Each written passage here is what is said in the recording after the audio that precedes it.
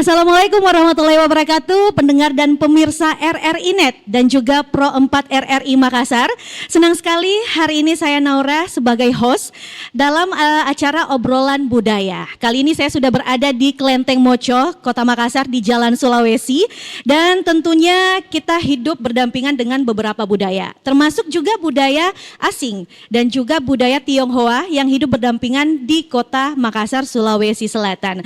Maka dari itu untuk obrolan budaya hari ini sudah hadir bersama saya Ketua Permabudi Kota Makassar Ibu Susana SE. Agak kareba Bu? Baji. Alhamdulillah. Dan juga tentunya di samping saya juga sudah hadir Asis Nojeng SPD MPD. Ni hauma? Haula. Oke. Cocok di Ibu Susan. Hauma. Haula tuh udah selesai. Oh iya. How. Oke. Ni hauma? How. Oke, baik-baik saja. Senang sekali obrolan budaya hari ini bertema akulturasi budaya Tionghoa dengan budaya Sulawesi Selatan. Kita akan tahu seperti apa sebenarnya proses akulturasi dari dua budaya ini. Tapi sebelumnya saya ke Ibu Susana dulu. Susan ya? Iya, Susan aja panggilnya. Ibu Susan dulu, sebenarnya peran dari Permabudi sendiri untuk menjaga budaya Tionghoa di Sulawesi Selatan ini seperti apa, Bu?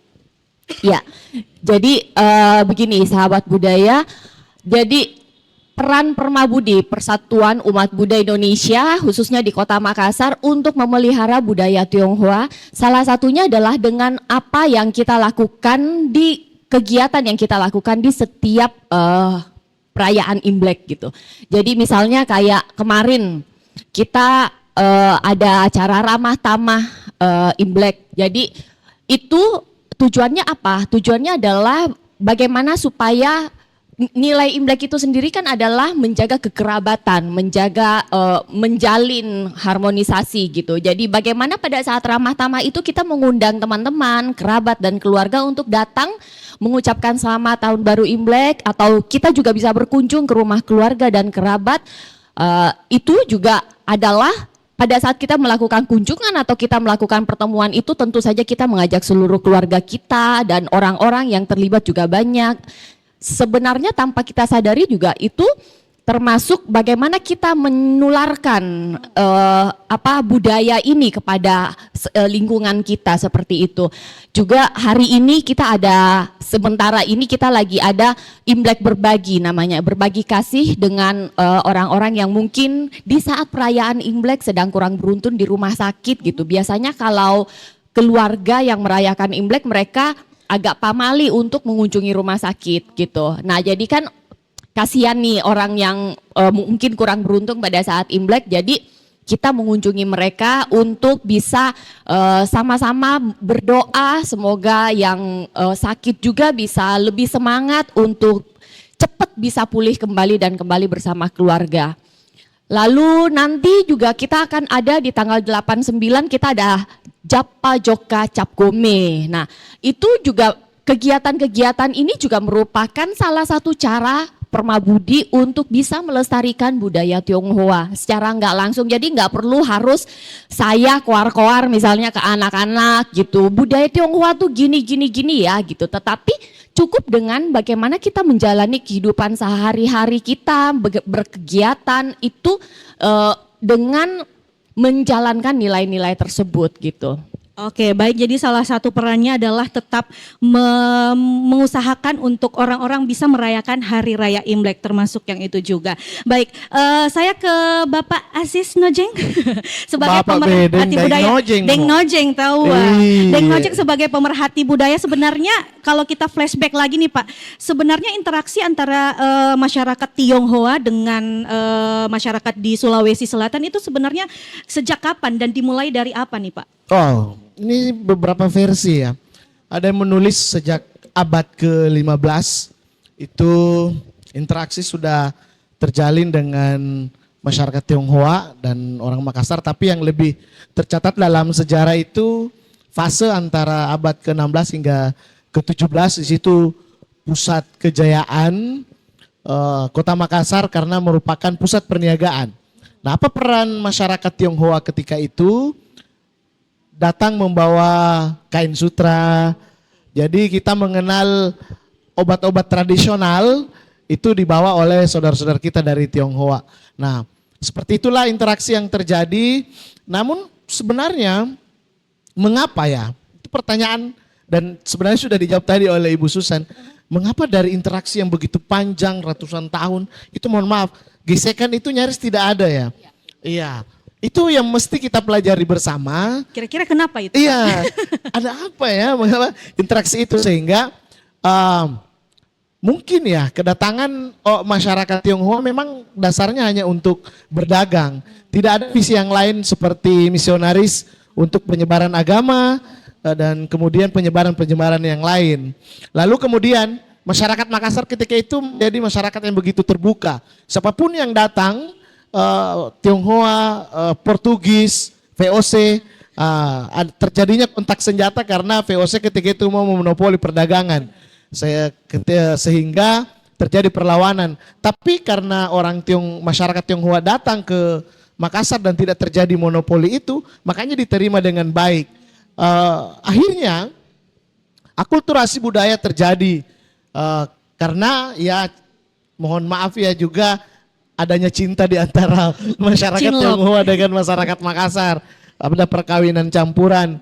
Kemudian adanya nilai yang bisa kita petik atau beberapa pelajaran-pelajaran yang dibawa oleh masyarakat Tionghoa terkhusus pada saat kita berdagang.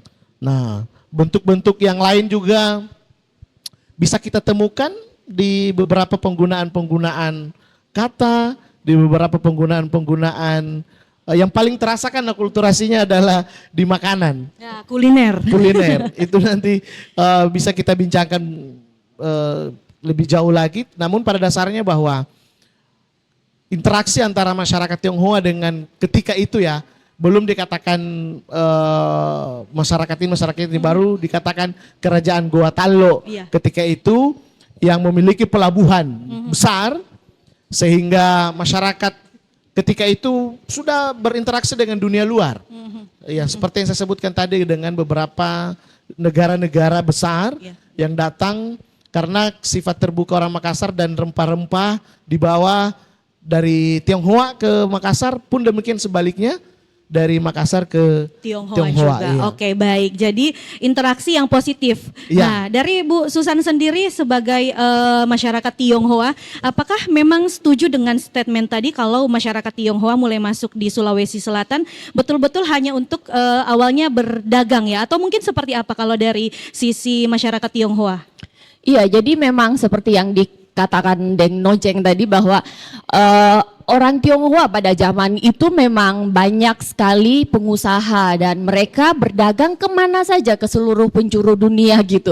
Nah, kebetulan memang begitu dia berlabuh di pelabuhan Goa Tallo, saya merasa bahwa sebenarnya kan masyarakat kota Makassar, orang Bugis Makassar itu adalah orang yang juga pelaut atau petualang gitu. Nah, sebaliknya orang Tionghoa juga seperti itu dan orang-orang yang sifatnya petualang sebenarnya adalah orang yang dengan ciri khas sangat mudah beradaptasi karena mereka bertemu dengan berbagai macam situasi dan budaya sehingga itu membuat kita tuh sebenarnya secara naluriah sudah menjadi orang yang gampang beradaptasi di situasi apapun gitu. Jadi hampir memang tidak terjadi gesekan karena memang orang-orang Tionghoa datang awalnya untuk berdagang dan bukan untuk memonopoli seperti yang tadi diinformasikan. Jadi akhirnya kan terjadi interaksi yang lebih soft gitu. Jadi ada terjadi pernikahan kawin antar budaya juga gitu. Nah, seperti itu terjadi terus menerus dan kemudian akhirnya kan lama-lama memang jadi bisa kita agak jadi susah membedakan nanti bahwa sebenarnya mie ini budaya misalnya makan mie gitu kan kita udah bukan hanya orang Indonesia, padahal itu adalah pengaruh dari budaya Tionghoa gitu. Oke, jadi secara alamiah berbaur dan beralkulturasi pastinya sampai menciptakan bisa dibilang budaya-budaya baru.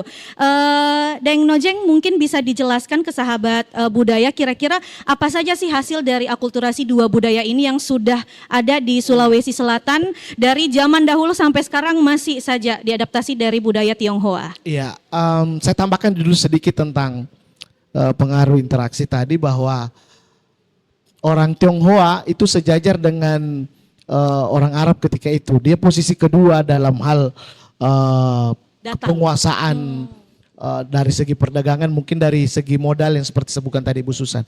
Nah, apa-apa saja dipertahankan. Ya, tradisi makan mie kita ini. Meskipun orang Makassar sekarang kan meskipun tidak ada mie, bilang makan mie. Tetap ada mie-nya. Orang di luar Makassar bingung. Oh, kok kita makan nasi lalu dibilang makan? Jangan-jangan memang itu hasil dari Perpaduan. budaya Iya. bahasa ya. Hasil dari perpaduan itu. Misalnya alhamdulillah ini dengan sumbangan masyarakat Tionghoa kita membanggakan mie kering. Ya. Iya, karena dari orang masyarakat Tionghoa ketika itu sebenarnya sama prosesnya dengan masyarakat Makassar, karena masyarakat Makassar itu dulu ya mengakui bahwa lebih tua syarat daripada baca. Itu dalam hal ini. Syaratkan makan mie supaya umurnya panjang, karena mie itu panjang. Nah, dan lebih ya, jadi seperti itu mungkin ya ketika itu.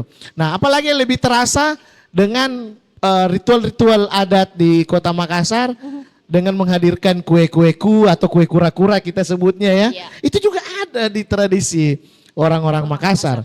Kemudian dari segi arsitek kita bisa lihat terdapat pengaruh-pengaruh Tionghoa. Misalnya atap rumah atau plafon yang melengkung. Lalu kita di kampung-kampung sudah ada micatnya kalau plafon kita langit-langit begini nih, warna-warna biru putih. Itu secara tidak sadar bahwa pengaruh akulturasi budaya Tionghoa. Dan yang paling saya jadi tersenyum sendiri ketika ya waktu di Daulat untuk tampil di sini kan otomatis kita belajar juga ya. Saya jadi senyum-senyum. Ternyata tradisi erang-erang yang datang melamar itu seserahan itu juga ada praktik yang sama dengan masyarakat Tionghoa. Mungkin Ibu Susan bisa jelaskan. Jadi keluarga pihak calon mempelai laki-laki itu datang membawa seserahan kepada calon istri sebagai bentuk keseriusan, kesungguhan, dan apa cinikan Tommy bahwa ini calon suaminya yang layak. bisa menghidupi. Benar-benar. Mungkin seperti itu ya Ibu Susan ya dalam betul, tadi. iya. Di Tionghoa juga memang Ada. seperti itu? Ada. Iya, jadi pada saat proses lamaran pihak laki-laki akan datang membawa seserahan Iya. ke keluarga pihak wanita itu sebagai tanda dia meminang gitu. Iya. Jadi Kalau secara salah- tidak langsung terbaur dengan kebiasaan atau adat Iya. dari Tionghoa juga. Kalau tidak salah namanya guodali ya. Apanya? Bentuk kan kita namanya di sini Apa namanya? apa asuro atau kalau di Tionghoa apa naik doik balanja. Orang sekarang kenalnya uang uang panai. panai. Nah, kalau di Iya. Tionghoa dikenal dengan istilah apa, Itu Bu saya Susan? guodali saya bacanya di situ. Bentar ya, Godali. saya mengingat tiba-tiba jadi lupa ya. Kemudian bentuk akulturasi yang lain itu sangat terasa dan sudah difilmkan kan? Itu tanpa kita sampaikan juga sudah ketahuan. Misalnya Ati Raja dalam masyarakat Tionghoa menyumbang karya sastra kepada Makassar dengan menciptakan sebuah karya sastra yang abadi atau melegenda yakni Ati Raja. Ati Raja. Kemudian sebelum dan setelahnya sudah tidak pernah ada lagi kita menjumpai bentuk karya sastra yang seperti itu yang ditulis oleh Ambang Ciong.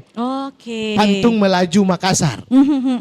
Jadi kalau dalam ilmu linguistik itu namanya campur kode. Jadi menggunakan bahasa Melayu sepotong, bahasa Makassar sepotong. Separuh. Iya. Jadi saya bisa baca. Cuma Boleh, kalau daya ingat saya mengenai pantun itu agak kurang. Jadi bisa saya melihat teks saja ya. Oke, ada contekan sedikit. Membaca pantun itu. Boleh. Nah, supaya tapi mau bilang cakep atau tidak boleh juga ya. Boleh supaya lebih hidup pantunnya tahu. Jadi Ambang Ciong ini dari tahun 1910 sampai 1938. Pantunnya berbunyi begini. Jikalau kita tena doeta, Cakep. di sana sini pangan rianta. Cakep. Sangat melarat pak kasiata, terombang ambing bujik nikmata. Cakep. Setelahnya itu sudah mohon maaf kalau saya yang tidak melakukan penelusuran yang lebih mendalam terhadap karya sastra campur kode seperti ini. Iya. Tapi setelah Amban Ciong itu tidak ada lagi. Nah, ada lagi karya sastra yang pernah saya transliterasi beberapa dengan kakak di Litbang Agama Makassar. Penulisnya itu barangkali kita pernah dengar Ibu Susan Lim Kiyong. Yang menulis Drupama atau dongeng orang Tionghoa tentang 3 pendekar itu ya. Tapi uniknya adalah Drupama itu bertuliskan aksara Lontara dan berbahasa Makassar. Ditulis 3.000 sampai 4.000 jilid. Panjangnya dan beraksara Lontara. Kita tidak pernah menemukan Dongeng ya. iya cerita. yang beraksara Lontara. Kalau Ilagaligo itu kan ditulis oleh orang Sulawesi Selatan, orang Bugis Makassar. Tapi kalau Drupama ini yang ditulis oleh Lim Kingyong, ditulis oleh masyarakat orang Tionghoa, cerita tentang Tionghoa, tapi bertuliskan aksara Lontara Makassar dan berbahasa Makassar. Oke. Di situ uniknya. Jadi itu perpaduan yang benar-benar nyata. Pengaruh-pengaruh literasi, akulturasi itu amat sangat terasa. Oke. Kalau itu dia tadi beberapa budaya Tionghoa yang diadaptasi akhirnya menjadi budaya lokal Makassar juga. Kalau di Tionghoa sendiri Bu Susan, apa budaya-budaya Tionghoa yang mungkin juga diadaptasi dari budaya lokal Sulawesi Selatan? Jadi kalau berbicara soal yang tadi tentang pernikahan gitu, saya jadi ingat, saya masih kurang tahu juga apakah ini dari budaya Tionghoa yang mengadaptasi budaya lokal atau sebaliknya. Tapi di zaman mama saya masih itu, jadi sebelum hari pernikahan ada yang namanya upacara korontigi. Upacara korontigi itu upacara yang benar-benar hanya budaya Chinese dan budaya Makassar di situ. Mungkin kalau Bugis apa namanya Mapaci. Iya benar Mapaci. Iya jadi kalau di Chinese tuh dia namanya korontigi. Dia 1 hari sebelum besoknya dia menikah Ya, gitu benar-benar. kan. Jadi itu tuh itu masih dilakukan oleh orang tua saya waktu menikah gitu. Cuman makin ke sini memang sudah makin berkurang yang melaksanakan dan memang itu hanya dilaksanakan oleh keluarga-keluarga peranakan yang artinya memang sudah ada percampuran budaya di dalam keluarganya mereka. Jadi misalnya dulu kakek saya punya ibu itu orang Makassar asli. Dan bapaknya orang dari Cina asli gitu. Mereka menikah, jadi ketika mungkin menikahkan anaknya ya dia pakai adat yang memang gabungan dari kedua budaya tersebut gitu. Oke, jadi bisa dibilang karena adanya sedikit atau banyaknya persamaan gitu yang akhirnya mempermudah dua budaya ini untuk bisa saling berbaur dan berdampingan ya betul. Bu. Seperti itu. Kalau dari Pak Deng Nojeng, Iya, Deng Nojeng sendiri melihat ketertarikan dari masyarakat asli lokal Makassar yang bukan keturunan Tionghoa untuk setiap perayaan-perayaan hari raya Tionghoa seperti hari raya Imlek ini seperti apa? Apakah membawa ketertarikan yang besar atau seperti apa? Ya, saya luruskan dulu tadi sedikit bahwa perlu kita pertegas bahwa seperti dikatakan Ibu Susan tadi, betul bahwa tidak ada yang bisa menjamin bahwa ini adalah budaya asli yang diserap. Ya, seperti itulah fungsi akulturasi. Jadi fungsi akulturasi itu menerima budaya yang datang tanpa meninggalkan budaya aslinya. Kecuali lebih mengarah ke asimilasi, itu bahaya karena menerima yang datang dan meninggalkan yang lama. Jadi budaya-budaya atau ada tradisi di Makassar itu memang kita akui mendapat pengaruh, tapi kita tidak naifkan juga bahwa itu budaya asli Makassar. Sama dengan kata sambayang, ya itu kan berasal dari kata sembahyang. Juga menggunakan maaf di budaya Makassar itu menggunakan dupa juga, ya dalam perayaannya. Nah, seperti apa ketertarikan saya pribadi? Pernah terlibat dalam acara Japa Joka Cap Gome sebagai pewara sebagai MC ketika itu dilibatkan. Semoga tahun ini Bu Susan juga bisa Dikasih kode nih. Ada mi kode. langsung kode ya masuk ya. Ya. Dan itu memang salah satu perayaan budaya yang sangat ditunggu oleh orang Makassar. Ya. Dan juga anehnya bahwa ini kan 2-3 hari ini Makassar dihantam hujan yang lebat. Itu diyakini oleh orang Makassar, mohon maaf saya sebut Tambaru Cina. Orang Makassar bilang bukan tahu karena pengaruh lokasi mi barangkali tidak nabila mi tahun baru, Tambaru mami. Tambaru ngapa nen sarokama bosi ya? Oh Tambaru Cina. Oh, itu jadi malah pertanda ya. Iya, karena hujan lebat di bulan Februari itu diyakini maaf di bulan akhir Januari itu diyakini karena efek karena Imlek itu. Nah, proses-proses apakah bisa kita katakan pesta budaya ya? Iya, betul. Iya, pesta-pesta budaya itu peristiwa-peristiwa kebudayaan masyarakat Tionghoa yang ada di Kota Makassar khususnya. Itu sekali lagi masyarakat riang gembira karena mengapa? Kita sudah tidak memandang lagi mungkin ya karena ada ornamen-ornamen Ya. berlilin Tema Tionghoa. dan lampion berwarna merah, tapi pelakunya itu bercampur karena masyarakat Tionghoa melibatkan masyarakat lokal dalam hal pertunjukan kesenian. Misalnya barongsai, lihat maki tidak semua itu masyarakat Tionghoa di situ ada tonjing, ada juga masyarakat lokal di dalamnya. Kemudian di pertunjukan-pertunjukan karena Japajo Kacap Gome ini tidak berlangsung 1 malam saja, itu berlangsung 1 pekan kalau tidak salah ya, atau 5 hari. Iya. Pernah itu menjadi pesta di jalan Sulawesi ini. Sehingga dan kita juga tidak pernah mendengar orang komplain di sini disebut kawasan pecinan. Mau itu masyarakat Tionghoa maupun orang Makassar. Tidak ada yang pernah turunkan itu. Kenapa ada tulisan peci? Tidak ada sih sampai detik ini. Itu berarti bahwa perayaan-perayaan kebudayaan itu diterima karena dianggap tidak mengganggu kebudayaan yang lain dan malah tidak mengganggu agama yang lain, sehingga barangkali itulah hal yang membuat harmonis hubungan ini di Kota Makassar dari awal kedatangan hingga saat ini. Namun perlu ditekankan bahwa mari kita bersama-sama menjaga itu sebagai masyarakat yang berbudaya. Supaya tetap menjadi satu gitu ya. tanpa ada gesekan. Bu Susan dari Permabudi Kota Makassar, kira-kira apa yang dilakukan sama teman-teman di Permabudi untuk benar-benar menyatukan dua budaya ini? Kegiatan-kegiatan yang mungkin seperti yang dikatakan Deng Nojeng tadi melibatkan warga lokal juga untuk perayaan Hari Raya Imlek ini, kira-kira apa yang dilakukan kolaborasi dari Permabudi dengan masyarakat lokal Kota Makassar? Iya, seperti yang diinfokan tadi bahwa acara Japajo Kacap Gome ini adalah perhelatan besar di awal tahun dan ditunggu setiap tahunnya dan selalu berhasil mendatangkan hampir puluhan ribu masyarakat berbaur bersama di sepanjang Jalan Sulawesi seharian itu gitu. Karena memang kami berusaha bahwa acara ini tuh menjadi milik masyarakat Makassar, meskipun momennya adalah momen perayaan Imlek gitu, tetapi bagaimana supaya di momen perayaan Imlek ini semua tuh bisa merasakan kebahagiaan yang sama gitu. Jadi pada saat acara pun kita pasti selalu kenapa kita bikin, karena ini nih untuk menaikkan potensi pariwisata Kota Makassar, terus untuk menaikkan pendapatan teman-teman UMKM gitu.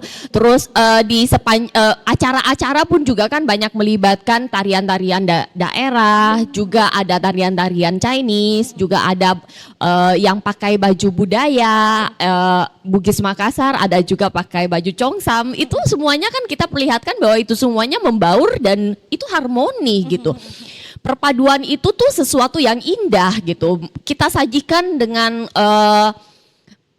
menjadi sebuah pertunjukan yang menyenangkan gitu, bukan sesuatu yang membuat orang marah atau dan sebagainya gitu kan. Jadi nanti di acara Japajo Kacap Gome kita ada acara pembukaan namanya Karnaval Budaya yang akan diikuti oleh ribuan orang, dibuka dengan Barisan NKRI. Kenapa barisan NKRI? Pertama yang harus kita tonjolkan adalah ini semua adalah satu kesatuan Republik Indonesia gitu. Jadi ada drum band, ada bendera merah putih, ada bendera Buddhis, ada bendera majelis dan sebagainya. Lalu akan diikuti oleh barisan budaya. Barisan budaya itu ada orang dari Dinas Pariwisata, duta-duta budaya kita juga pakai baju bodo, ada yang pakai baju congsam. Dan yang menariknya tahun ini kita akan ada parade baju kebaya peranakan gitu.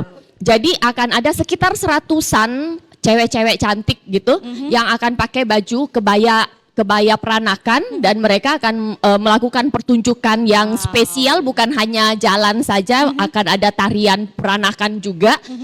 Lalu ini pertama tahun ini. Hampir saya bilang pertama kayaknya di Indonesia dan memang pertama juga dia bergabung di acara Japa Joka Cap Gome gitu.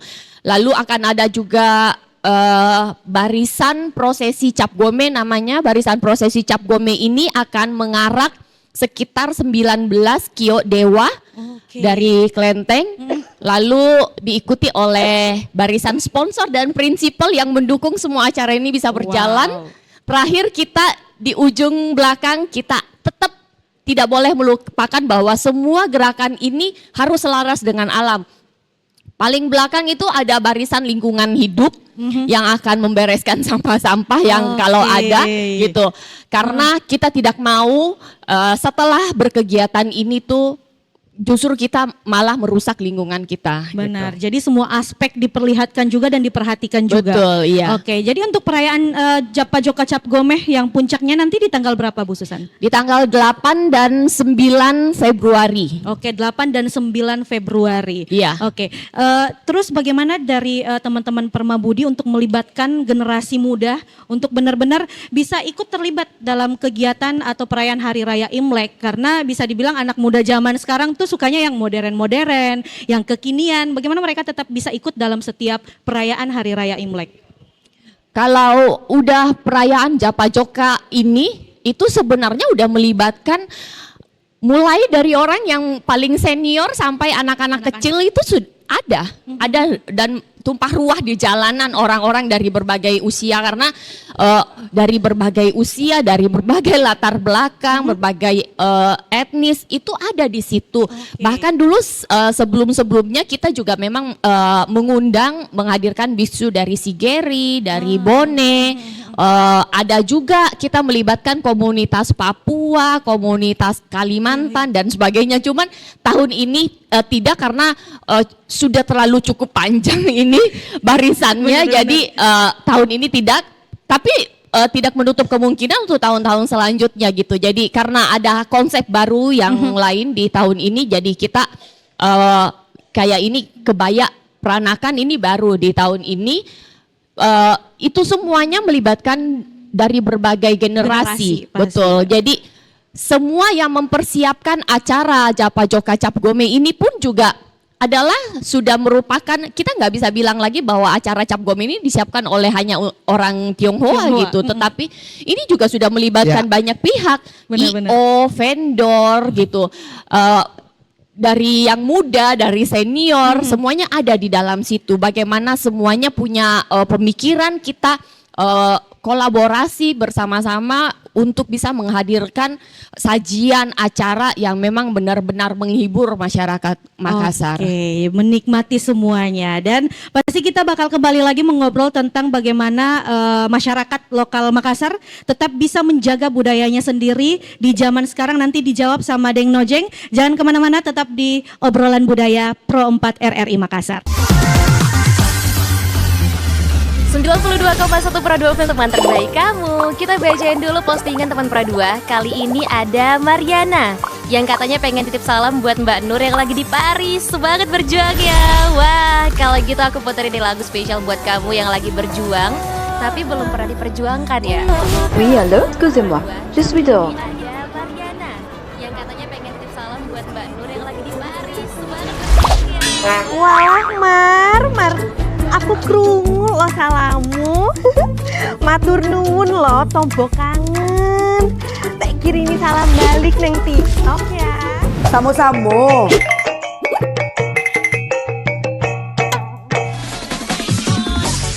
Bundo, jangan main TikTok tarui. Ho ho ho ho ho ho ho. Bundo, awak baru dapat info lowongan Karajo di aplikasi. Elok-elok buyuang, banyak panipu. Ah, indang lah Bundo. RRI News.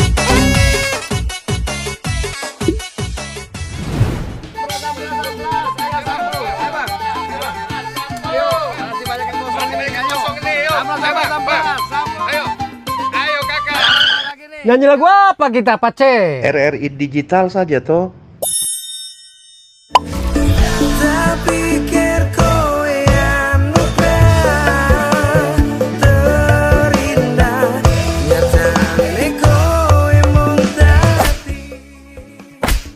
Paten kali lagu campur sari ini. Sesekali jazz lah. Linda, semangat ya manggungnya. Iya dong, kan mau bangun komunitas.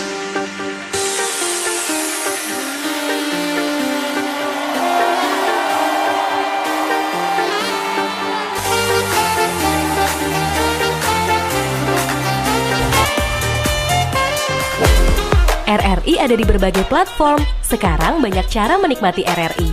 Kamu yang mana?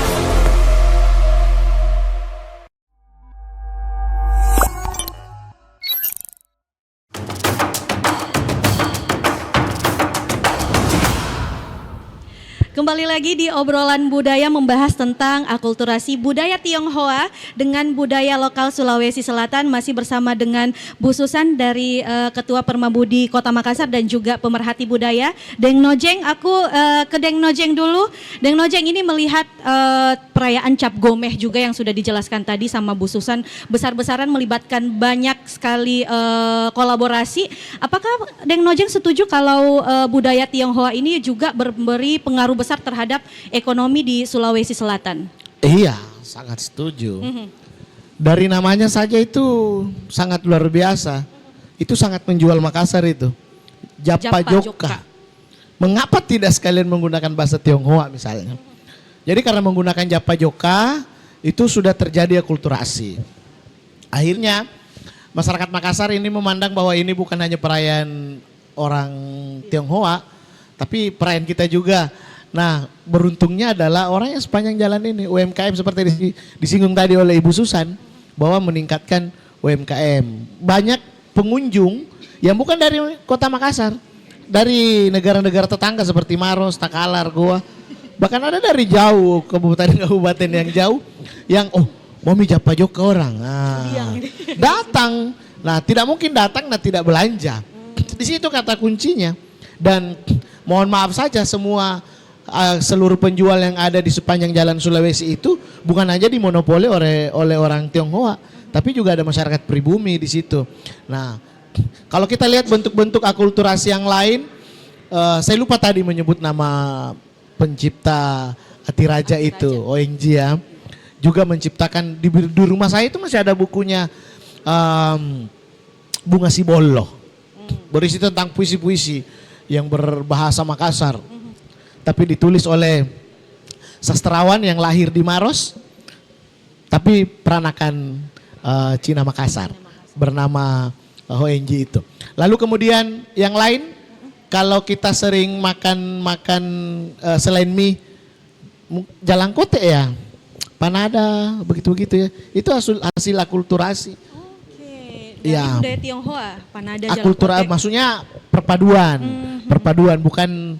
Jadi kalau kita bicara akulturasi, tetap ada percampuran budaya di situ, bukan hanya tetap ada percampuran karena Makassar juga mengenal. Nah, yang paling kental di sini adalah rempah-rempah, penggunaan rempah-rempah ke makanan itu. Kalau kita kan dulu mengenal palu cela dan palu kace, hanya garam. Kalau bukan palu cela ya palu kace. Kalau mau lihat makanan aslinya gantala jarang dari Jene Ponto itu kan hanya garam dan beberapa ini. Nah, nanti ketika dikenal rempah-rempah masuk ke makanan coto itu. Jadi coto menggunakan kan Lombok kalau dikatakan contoh asli karena menggunakan lombok tauco. Dan itu tauco dari mana? Tionghoa. Itu karena maaf. Itu karena pengaruh-pengaruh itu. Nah, kalau kita lihat juga dari pertunjukan-pertunjukan kesenian dari alat musik gesek itu keso-keso itu kan ada juga alat musik Tionghoa yang di keso-keso itu dengan membawakan sindrili sehingga orang yang membawakannya itu disebut pasindrili. Tapi alatnya disebut keso-keso karena ini keso memang digesek. Tapi karena memang mirip alat musik dari Tionghoa. Kemudian ya dari segi sumbangsi bahasa, kalau di Makassar itu paling kaya bahasanya. Misalnya kalau makan itu ada berapa? 17 atau 12 makanan penyebutannya. Misalnya apa balek, kado, cak, mangan, recerwar, dan juga ada masuk sumbangan acia. Pernah dipanggil oleh teman, "Makan ini acia." Jadi saya tanya, "Itu acia apa?" Dia bilang, "Makan juga." Dan itu katanya hasil serapan bahasa Tionghoa, acia itu yang berarti makan, tapi dipakai juga di masyarakat Makassar kata acia itu. Mungkin karena seringnya didengar, jadi hal-hal yang sering disuguhkan dan dianggap tidak mengganggu dan tidak mengurangi esensi dari apa yang ada, ya mengapa tidak kita menerimanya dengan tangan terbuka. Namun sekali lagi bahwa terlepas dari itu semua, kita juga harus tetap menjaga budaya lokalitas kita agar tidak melulu tergerus dan mendapat pengaruh. Kita mempertahankan juga akar budaya kita. Oke, Bu Susan? Ya, saya tambahkan sedikit. Jadi ngomongin soal bahasa itu memang sangat menarik sebenarnya karena kan komunikasi ya. Karena ada komunikasi sehingga ada percampuran bahasa yang kemudian lama mungkin anak-anak kita nanti sudah tidak tahu itu sebenarnya asalnya dari mana gitu. Jadi misalnya di keluarga saya yang saya cerita tadi kan bahwa memang kakek saya itu ibunya adalah orang Makassar asli dan bapaknya adalah orang dari Cina gitu. Jadi panggilan atau julukan paman atau tante di dalam keluarga saya, khususnya keluarga dari mama saya itu mencampurkan antara bahasa Makassar sama bahasa Cina gitu. Misalnya kalau paman gitu, biasanya kalau Cina itu paman dari ibu dipanggilnya angku gitu. Tetapi kan angku itu ada banyak, paman itu bisa. Dulu kan anak orang kan ada mungkin 6 atau 12 gitu kan. Jadi banyak kan. Jadi dipanggillah ada, kalau yang paling besar namanya angku lompo. Kalau yang tengah namanya angku tangga. Yang kecil namanya angku cadi gitu. Jadi ada AI misalnya, ada AI yang besar namanya AI lompo gitu. Jadi itu kan percampuran sebenarnya karena memang dalam keluarga kami itu udah bercampur. Jadi nenek saya sendiri aja itu juga karena dia pedagang tetapi dia tinggalnya di daerah Sungguh Minasa yang notabene memang banyak sekali orang pribumi yang hampir bahasa sehari-harinya adalah bahasa Makassar, sehingga nenek saya pun ngomong ke kami justru dulu bukan lebih banyak bukan pakai bahasa Chinese tetapi malah pakai bahasa Makassar gitu. Jadi saya paham bahasa Makassar karena di keluarga banyak interaksi dan komunikasi menggunakan bahasa Makassar. Iya. Oke. Jadi bisa dibilang dua-duanya ini punya tantangan juga bagaimana masyarakat Tionghoa bisa tetap menjaga budaya Tionghoa dan tidak dilupakan, begitupun dengan masyarakat Makassar bagaimana caranya supaya tidak terlupakan juga, ya kan? Dari Bu Susan di Permabudi, bagaimana sebenarnya teman-teman di sana menjaga keharmonisan betul-betul antara dua budaya ini agar tidak terjadi pergesekan yang sejauh ini memang bisa dibilang tidak ada, ya kan? Jadi seperti apa yang dilakukan teman-teman di Permabudi? Nah, di Permabudi sendiri ini Persatuan Umat Buddha Indonesia. Uniknya adalah Permabudi ini merupakan organisasi gabungan dari majelis-majelis agama Buddha yang berbeda-beda aliran gitu.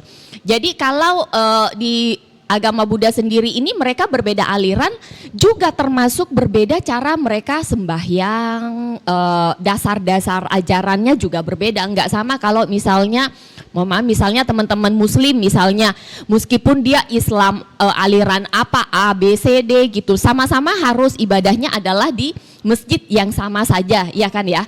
Kalau Buddhis agak berbeda.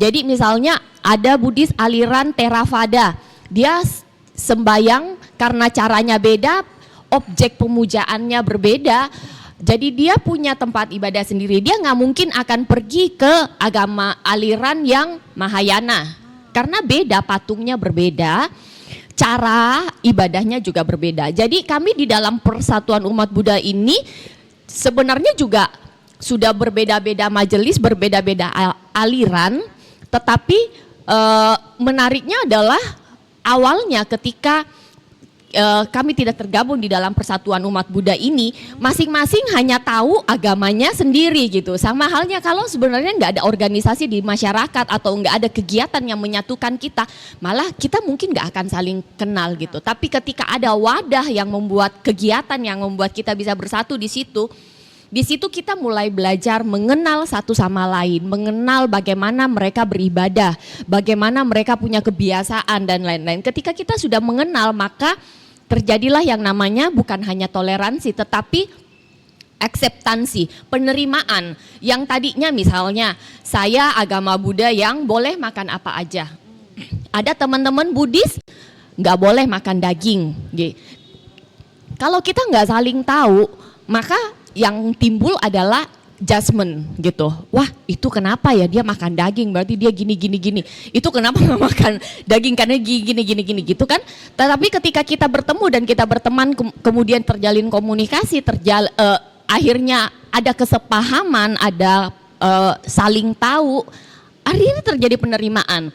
Jadi sebenarnya kami pun di Permabudi berusaha untuk membuat kegiatan-kegiatan bukan hanya intern umat Buddha, tetapi secara keseluruhan lapisan masyarakat, bagaimana supaya kita semua ini bisa sama-sama berkegiatan tanpa harus melihat perbedaan gitu. Jadi misalnya kegiatan-kegiatan sosial, kegiatan lingkungan, kegiatan kemanusiaan, itu semua orang ada di situ, nggak ada yang perbedaan macam-macam gitu. Jadi intinya adalah bagaimana kita berkegiatan, nggak usah peduli apa yang ada di belakang kita kan, ya kita lakukan aja semuanya. Nah ini secara nggak langsung akan membentuk kepribadian kita untuk bisa bersosialisasi, bisa beradaptasi tanpa melihat perbedaan pun. Jadi namanya laki-laki sama seperti kita melihat sekarang, laki-laki perempuan itu udah bukan perbedaan laki-laki perempuan gitu. Saya mesti berteman sama laki-laki saja, nggak perempuan gitu.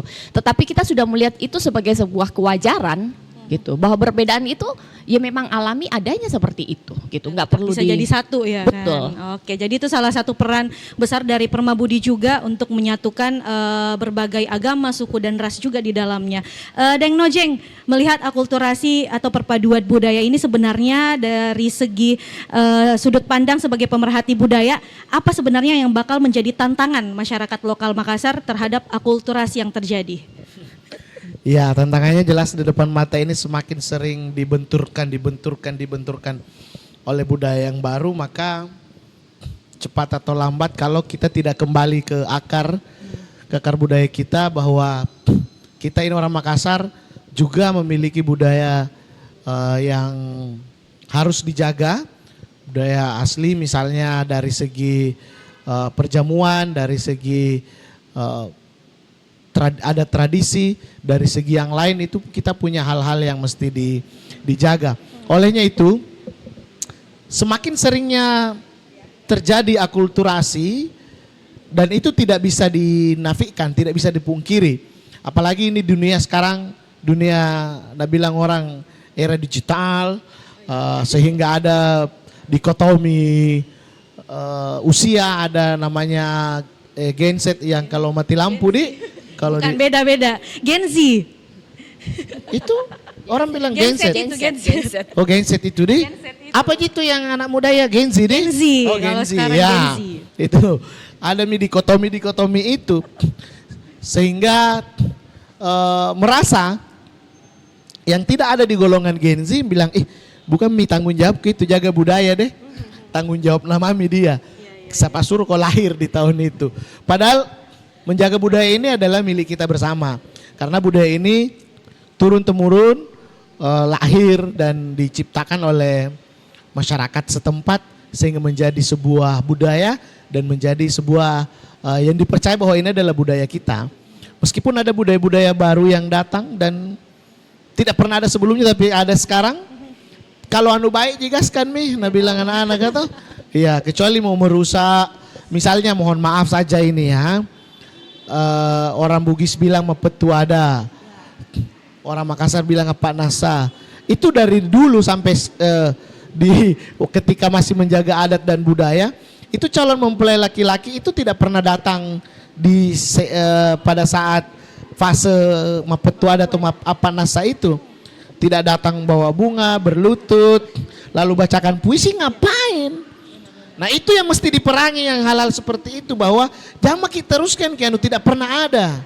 Dan tidak baik karena mepetuada kan memutuskan kata atau meneguhkan kata itu.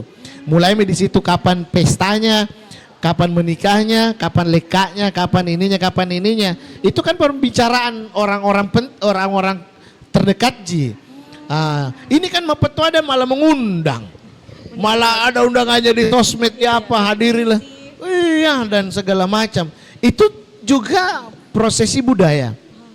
Tapi adalah hasil akulturasi budaya yang diterima tapi hampir meninggalkan budaya yang lama. Dimodernisasikan. Nah itu yang bahaya, akulturasi budaya yang seperti itu. Nah banyak-banyak akulturasi sebenarnya yang membawa dampak negatif. Nah olehnya itu tugas kita bersama, siapapun itu yang besar dan lahir di kota Makassar, maka orang Makassar lah dia jagalah budaya itu. Jangan ini sebenarnya toh ini mau ku bilang saya politik identitas itu bahaya. Iya. Makanya jangan bilang-bilang. Pengkotak-kotakan itu. Misalnya kalau saya menyebut nama saya Nojeng tanpa memproklamirkan bahwa saya orang Makassar, ketahuan. Nah, itu padahal aslinya iya. Memang Makassar. Memang Makassar. Maksud saya jangan makin terlalu tonjolkan apa yang semestinya kita tidak tonjolkan, dan jangan juga lupa apa yang semestinya harus kita pegang dan yakini bahwa itu adalah sebuah kebudayaan. Contoh baju jas tutup dan baju bodoh. Atau pengantin kan sekarang sudah pakai songkok mami, tidak pakai sigara mi. Padahal kan sigara itu membuktikan mahkota pengantin. Sekarang kan pakai songkok, tidak mi repot cari sigara dan yang lain. Padahal itu ada juga makna, ya. Iya, itu juga sah. Tapi bilang pepatah orang Makassar, bosar tongkok na memang bukan tempatnya. Oke. Iya, jadi itu salah satu tantangan ya, era modern saat ini, dan bagaimana generasi muda bisa tetap menjalankan budaya-budaya lokal Makassar asli supaya tetap terjaga. Bu Susan melihat budaya di Sulawesi Selatan yang tentunya juga sangat erat dengan orang-orang Makassar, dari teman-teman atau masyarakat Tionghoa yang sebagai bisa dibilang budaya baru masuk di Sulawesi Selatan, apa tantangan yang dihadapi sama teman-teman di Permabudi mungkin sejauh ini? Ya kalau sebenarnya yang menjadi persoalan ini ke depan adalah dengan adanya teknologi yang semakin canggih ini membuat orang itu menjadi semakin individualistis gitu. Jadi semakin membesarkan egonya gitu. Makanya ini salah satu hal terberat. Jadi kalau mau dibilang sebenarnya tantangan apa yang harus kita hadapi dalam hal proses akulturasi budaya misalnya adalah sebenarnya dirinya sendiri gitu. Ketika sudah berhubungan atau bersenggolan dengan yang namanya egonya yang mau dia kedepankan, maka hal itu maka akan sulit terjadi, maka akan susah bisa berinteraksi dengan orang lain gitu kalau hanya kepentingan diri sendiri gitu. Makanya tahun ini pun Permabudi mengangkat tema growth in harmony and prosperity. Jadi maksudnya adalah mari kita bertumbuh bersama dalam keharmonisan dan kesejahteraan. Jadi yang namanya pertumbuhan sejati adalah bukan lagi memikirkan bagaimana saya bisa maju dalam hal hidup saya sendiri dan keluarga saya, tetapi kita harus sudah mulai bisa memikirkan bukan hanya saya tetapi lingkungan saya juga bisa sama-sama bertumbuh dan maju, termasuk alam semesta ini gitu. Jangan sampai kita sibuk dengan diri kita sendiri dalam keseharian kita, kita lupa dengan yang namanya berhubungan dengan alam semesta gitu. Ketika kita mulai lupa dengan yang berhubungan dengan alam semesta, sebenarnya makin kesini orang-orang tuh makin gampang galau. Makanya kenapa makin banyak anak-anak nggak ngerti anak-anak Gen Z atau enggak ya, makin banyak orang yang mulai stres, galau gitu. Karena sebenarnya dalam filosofi kalau orang Chinese dulu mengatakan bahwa kita ini lahir harus berpijak di tanah gitu. Jadi kalau kita sendiri tidak bisa kembali maksudnya bahwa diri kita tuh tidak membumi seperti itu, maka kita akan semakin hari semakin galau karena yang kita mau kejar itu di atas tetapi kita belum berpijak nih. Iya, jadi makanya kenapa orang sering perasaannya terombang-ambing karena dia nggak ada apa namanya interaksi dengan alam semesta. Jadi kita ini pertumbuhan atau ke depan ini kita mau bertumbuh menjadi lebih baik, harus bisa membuat alam sekitar kita juga jadi lebih baik gitu. Jangan kita maju tetapi buang perilakunya enggak selaras dengan alam semesta gitu. Oke, jadi itu dia yang paling penting juga untuk tetap menjaga keharmonisan juga antar dua budaya. Terakhir untuk Deng Nojeng, closing statement mungkin yang bisa disampaikan kepada sahabat budaya tentang akulturasi dua budaya yang berbeda ini. Iya, jadi akulturasi budaya sebuah keniscayaan yang seharusnya memang terjadi dengan sikap kita yang terbuka. Yang kedua bahwa budaya asali dengan budaya yang datang itu mesti memang harus dibedakan. Jadi jangan serta-merta kita menelan mentah-mentah apa yang datang, tapi seharusnya juga memang ada filterisasi. Nah, apa yang menjadi filter yaitu budaya asal, itu budaya lokal kita yang mesti membendung itu. Meskipun pada dasarnya apa yang datang itu baik tapi pada dasarnya kita harus, saya meminjam istilah Ibu Susan tadi, kaki kita harus berpijak di tanah. Di Buta Pasolongan Cerata, kaki itu harus mengakar kuat budaya itu. Sehingga apa yang terjadi saat ini menjadi kekhawatiran. Gen Z meninggalkan budayanya itu perlahan tapi pasti itu terjadi. Nah, mengapa masyarakat Tionghoa begitu memegang teguh kebudayaannya? Mengapa masyarakat Jepang juga mempertahankan kebudayaannya? Karena menganggap bahwa tidak ada yang bisa diandalkan dari kemajuan teknologi selain kembali ke kodrat, kembali ke alam, kembali ke kita sebagai manusia. Semua bisa disuguhkan oleh internet, oleh yang lain, tapi tidak menyuguhkan etika dan perilaku kemanusiaan di situ. Sehingga apa yang harus kita lakukan adalah menjaga, memegang teguh falsafah atau filosofi nenek moyang kita, agar kita tidak jauh terseret oleh zaman. Kita mengikuti zaman tapi jangan jauh terseret oleh zaman itu. Karena kita punya akar budaya yang begitu kuat. Oke, itu dari Deng Nojeng. Dari Bu Susan, closing statementnya ke sahabat budaya. Iya, jadi kalau saya tuh sebenarnya yang namanya akulturasi budaya sudah tidak perlu lagi kita persoalkan sebenarnya. Jadi misalnya sampai hari ini kita masih sama-sama menikmati coto Makassar dengan hati bahagia dan senang ya, bahwa dan bangga bahwa coto Makassar itu sangat enak sekali gitu. Mulai dari lidah apa yang masuk gitu, sebenarnya sudah harusnya membuat kita nggak usah kita tolak kalau memang hal baik ya gitu. Jadi dari coto aja kita bisa belajar bahwa ini nih hasil perpaduan budaya yang kemudian membuat kita bisa merasa enak, menikmat gitu. Dari makanan misalnya tadi kayak ada mie titi gitu, itu juga hasil proses dari adaptasi dari, kalau orang Chinese namanya mie kuantung gitu. Iya, jadi semua itu biarkanlah terjadi secara alami gitu. Terima hal yang memang baik dan bisa membuat kita maju secara kemanusiaan. Jangan sampai ego kita justru yang kita kedepankan lalu kemudian merusak yang namanya hubungan kemanusiaan. Oke, luar biasa sekali untuk obrolan kita hari ini. Tapi sebelumnya saya juga mengucapkan selamat Tahun Baru Imlek. Tahun ini Sio ular ya? Ya, ular kayu. Ular kayu. Kalau di dalam Chinese itu artinya apa kalau Sio ular kayu? Ular kayu itu melambangkan strategi yang harus mateng gitu. Jadi memasuki 2025 ini mungkin tantangan yang akan dihadapi jauh lebih berat. Jadi kita sebagai manusia maksudnya perlu belajar mempersiapkan strategi yang benar-benar jitu untuk bisa mengatasi tantangan-tantangan yang ada. Oke. Bukan, beda. Oke, terima kasih banyak saya ucapkan Bu Susan sebagai Ketua Permabudi Kota Makassar sudah sharing, sudah ngobrol sama sahabat budaya hari ini, dan juga pastinya terima kasih untuk Bapak Aziz Nojeng SPD MPD pemerhati budaya. Lengkap nanti. Harus.